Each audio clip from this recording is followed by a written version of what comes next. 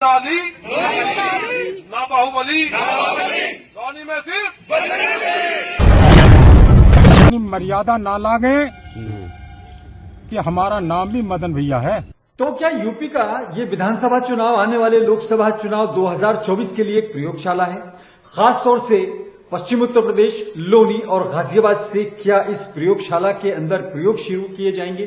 क्या ये विधानसभा चुनाव 2024 के लिए एक लिटमस टेस्ट होगा?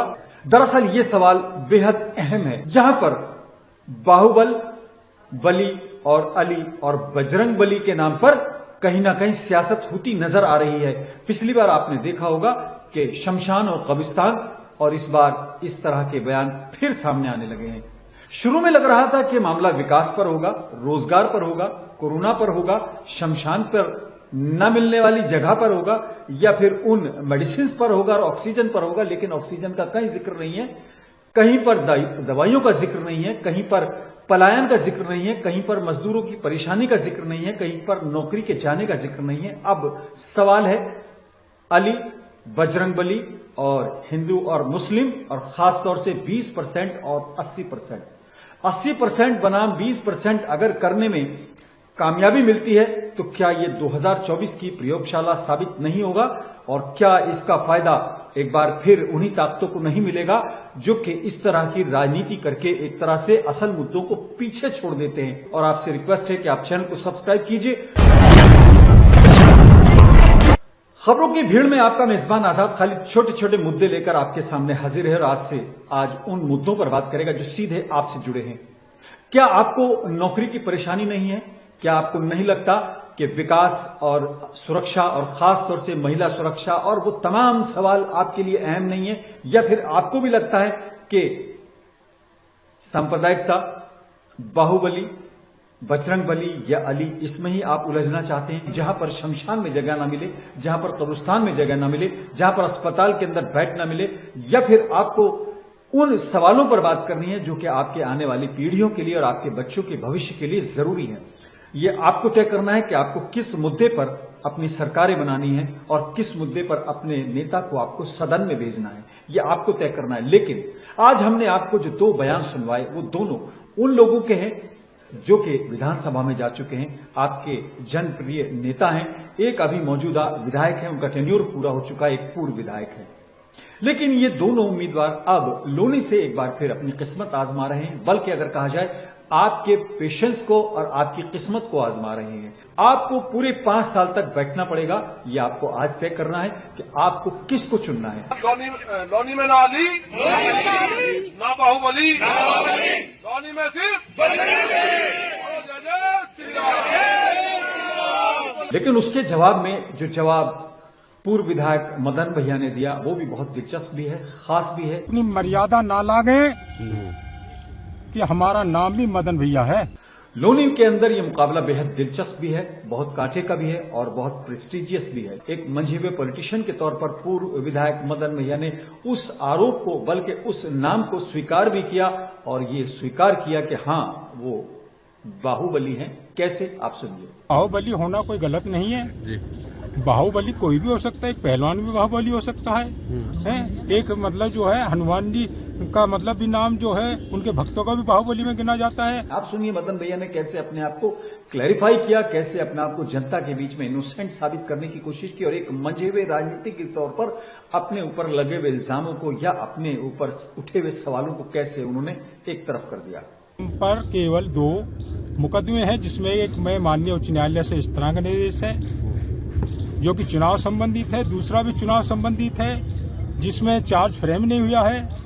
अगर 2 मुकदमे पर हम पर टिप्पणी की जा सकती है तो आप सब सोच लीजिए, आप जब सब बहुत अच्छे पत्रकार हैं जिसपे दर्जनों मुकदमे हैं, उनको क्या कहेंगे? हालांकि वहां आम आदमी पार्टी के उम्मीदवार भी हैं, वहां कांग्रेस के उम्मीदवार भी हैं, वहां पर बीएसपी के भी उम्मीदवार हैं, लेकिन जिस तरह का वहां माहौल बन रहा है तो ऐसा लगने लगा है कि शायद जनता के लिए अब ऑप्शंस भले ही काफी हों, लेकिन उसको बहुत कम ऑप्शंस में से अपने नेता को चुनना होगा। लेकिन इसमें खास बात यह है कि आमने सामने की टक्कर में नंद किशोर गुर्जर और मदन भैया आमने सामने जरूर हैं।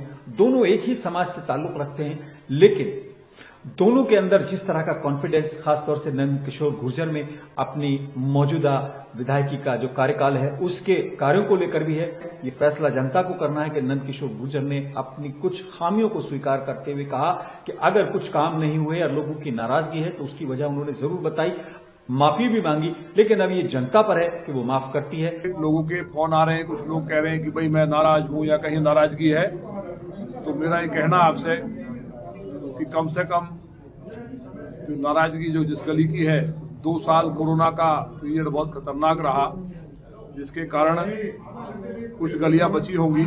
लोनी के विधानसभा चुनाव के लिए या वहां की उम्मीदवारी के लिए आम आदमी पार्टी के उम्मीदवार, बीएसपी के उम्मीदवार, कांग्रेस के उम्मीदवार, बीजेपी के उम्मीदवार और समाजवादी पार्टी और राष्ट्रीय लोकदल के गठबंधन के उम्मीदवार ने नामांकन कर दिया है।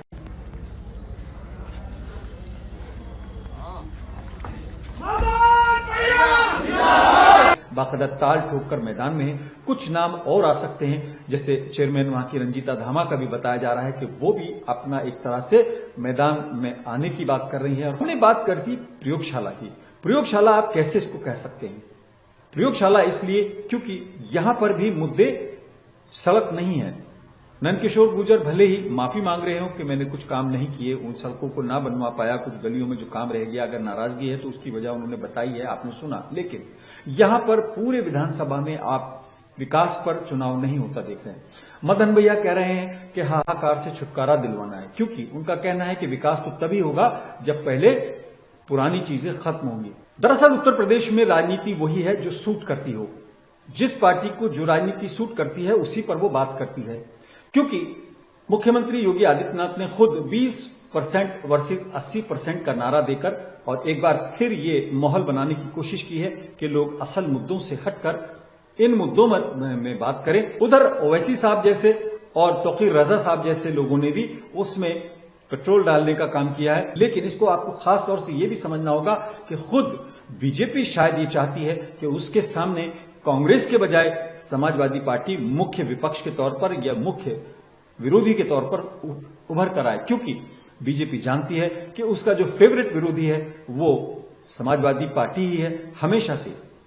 मुल्ला मुलायम सिंह का जमाना हो या फिर अब लाल टोपी का जमाना हो, जिस तरीके से बीजेपी हाईकमान ने और खास तौर से बीजेपी के जो शार्प प्रवक्ता हैं या शार्प जो रणनीतिकार हैं, उन्होंने इस पूरे चुनाव को एक बार फिर 2024 के लिए प्रयोगशाला के तौर पर इस्तेमाल किया है, क्योंकि वो जानते हैं कि किस मुद्दे पर पब्लिक को मोबिलाइज किया जा सकता है, किस मुद्दे पर लोगों को मुद्दों से हटाकर एक बार फिर उसी दौड़ में दौड़ाया जा सकता है, जो कि आप चाहे रथ यात्रा की बात करें, राम मंदिर की बात करें या फिर शमशान और कब्रिस्तान की बात करें या फिर लव जिहाद और इन तमाम जैसे डायलॉगों की बात करें। जिस तरीके से लाल टोपी का जिक्र किया, जिस तरीके से बार बार कांग्रेस को नजरअंदाज करते हुए बार बार जिस तरीके से समाजवादी पार्टी को मुख्य विपक्ष बताकर और खास तौर से उनको एक तरीके से अपने सामने लाकर कोशिश की गई है, वही लोनी के अंदर आप देख रहे होंगे कि लोनी में जिस तरीके से नंद किशोर गुर्जर ने बाहुबली का जिक्र किया, अली का जिक्र किया और बजरंग बली का जिक्र किया,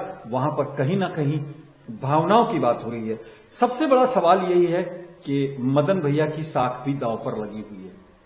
पुराने पॉलिटिशियन हैं, विधायक रह चुके हैं, इलाके के अंदर कहा जाता है कि उनका घर घर में पकड़ है, घर घर में उनकी पैठ है और खास तौर से हर समाज का उनको एक तरह से समर्थन है। हालांकि नंद किशोर गुर्जर ने अपने लिए कुछ रास्ते बंद करने का ऐलान किया, क्योंकि वो जानते हैं कि 80% बना 20% करना है तो एक तबके को तो उनको नजरअंदाज करना पड़ेगा। ये अलग बात है कि मदन भैया के जिसे कहने से खाते के अंदर से सेंधमारी करने के लिए बीएसपी के कैंडिडेट मौजूद हैं और कांग्रेस के कैंडिडेट जो है वो भी अल्पसंख्यक समुदाय से हैं। और उसके अलावा अगर बात करेंगे आम आदमी पार्टी, जिसका दावा है कि वो हर समाज से कुछ न कुछ वोट जरूर बटोरेगी, ये कहीं ना कहीं जो है मुकाबले को दिलचस्प करेंगे इन लोगों की मौजूदगी भी।